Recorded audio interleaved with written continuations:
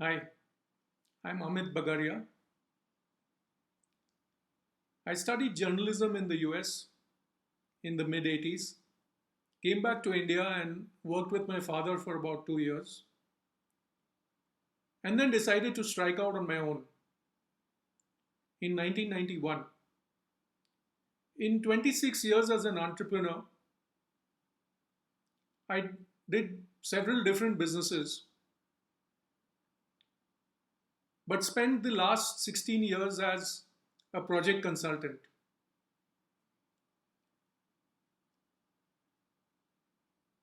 After getting bored of doing consulting for so long, I decided I'll go back to my first love of writing.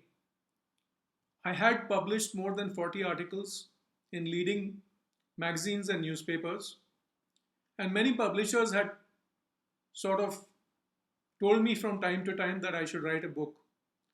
So, sometime towards the end of 2017, I started the process. My first book got published in April 2018, and in less than 2 years, I published 10 books. The first nine books were non-fiction, and my first fiction novel and my 10th book is Spies, Lies, and Red Tape. As the subheader says, it's a spy military political fiction thriller based on the Indian subcontinent. The basic theme is based on an alternate reality of what could happen if the 2019 Lok Sabha elections was not won by the sitting Prime Minister and there was a hung parliament. And through very clever manipulation, a lady who is a state leader from the eastern part of India with only 35 MPs became the PM. So that's how the book starts. And then she takes three decisions. She revokes the Armed Forces Special Powers Act from the Northeast as well as Jammu and Kashmir. This infuriates the army, and the army chief, with other commanders, go and meet her and say it's not a good move. She makes fun of them and says, you need to withdraw one third of the armed forces from Jammu and Kashmir because I'm cutting your budget. Then she calls the chief of RAW and tells him to cut the spies, Indian spies in Pakistan by 90%. She also tells the army chief that the one third soldiers who come back should go and dig wells for poor people in villages. Then there are three subplots or backstories. The first one is Moscow, and it involves a Pakistani spy, Farooq Hussain, and a Russian spy, Katya Petrov. They both try to trap each other and eventually end up falling in love. The second backstory involves a Chinese diplomat, Wang Li, she's a lady, and a Pakistani diplomat, Imran ul Haq, in Islamabad. Although they don't fall in love, they have a relationship. The third involves a junior Pakistani diplomat in Delhi, Aisha Bibi, who, after a few months in India, falls in love with the country, wants to marry a Bollywood star, and settle down here. Fortunately for her, she meets Sid, who's an actor, producer, director, and singer, mostly in Telugu and Tamil cinema, but also some Bollywood movies. He invites the good looking Aisha to spend a weekend with him in his holiday home in Kunur, and they start a relationship also. Although Aisha is in love with Sid, the same cannot be said about him.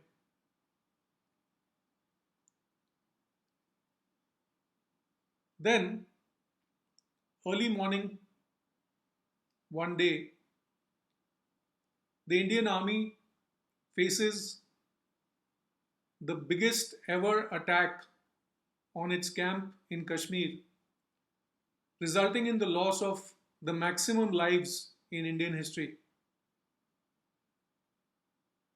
The kind of technology, arms, and tactics used in this attack could only mean that it was not ordinary terrorists, but the Pakistani army directly involved. The chief of army staff even lost his son in this attack.